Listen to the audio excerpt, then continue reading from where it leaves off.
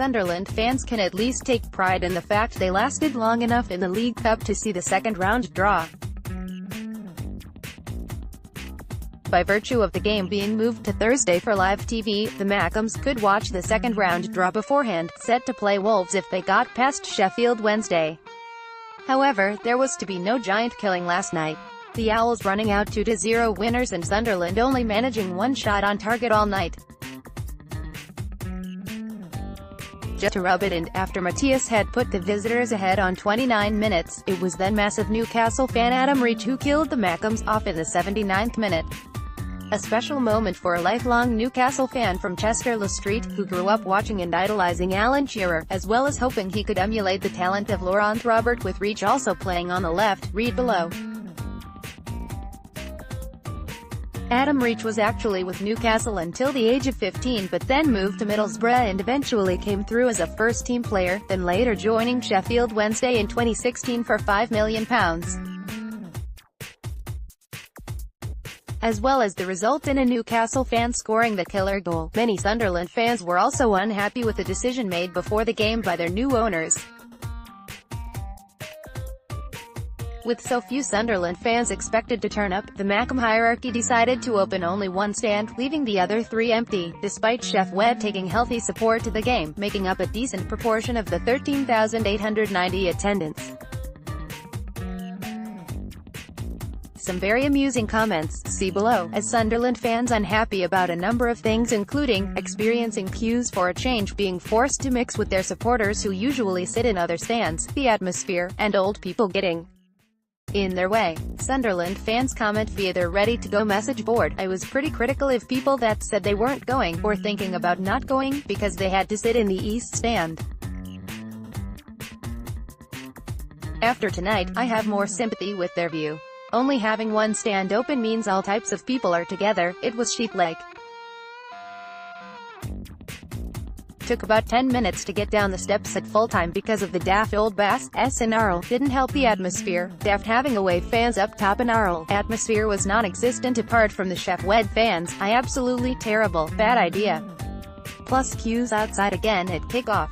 2 games out of 2. No good having one stand open. I'm actually glad for the first time ever we're out of the cup.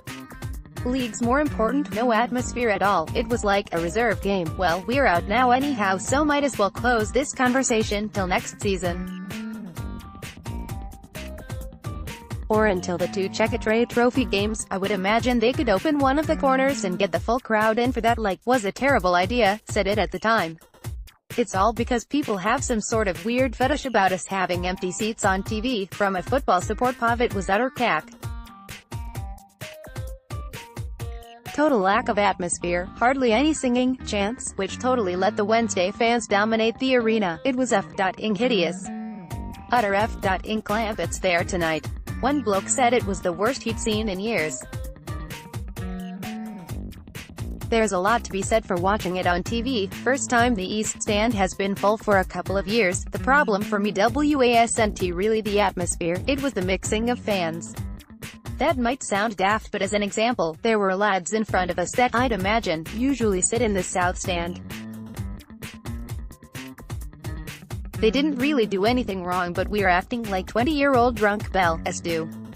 I didn't take my mate's 8-year-old son in the South Stand for that very reason, but by not having a choice where we sat, this was an issue. It was probably even more of an issue for the old dear that was sat next to them.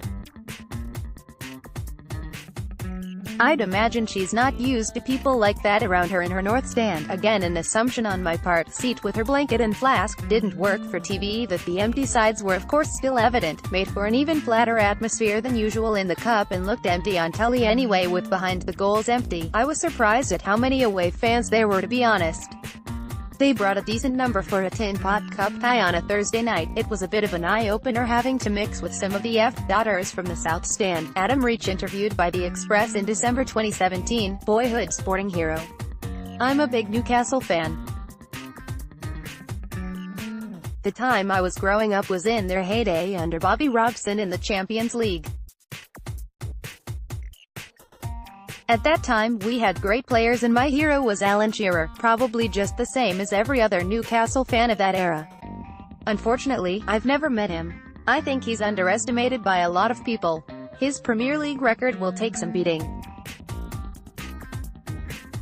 I know that the likes of Harry Kane will be looking to beat it, but they are going to have to do really well to surpass his record. It's incredible, really. You'd probably have to go far and wide to find a Newcastle fan for whom Alan Shearer wasn't their hero. I always used to like Laurent Robert as well. He was a left-winger like me. He was a bit hit and miss at Newcastle, but when he did score, he scored some incredible goals. He was always someone I looked up to. I wished that I could play left midfield for Newcastle and score goals like he did. Which player in history would you like to play alongside? As a wide player, I do like to just get past the fullback and put crosses in, so my dream as a winger would just be a striker who loves to score goals, so I'm going to go with Alan Shearer. He was the type of striker that if you just put balls in the box, 9 times out of 10 he was on the end of it, whether that was with his head or his foot.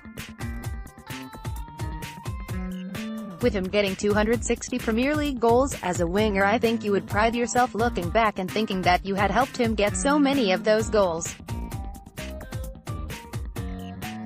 That would have been nice. He could have made me look good as well.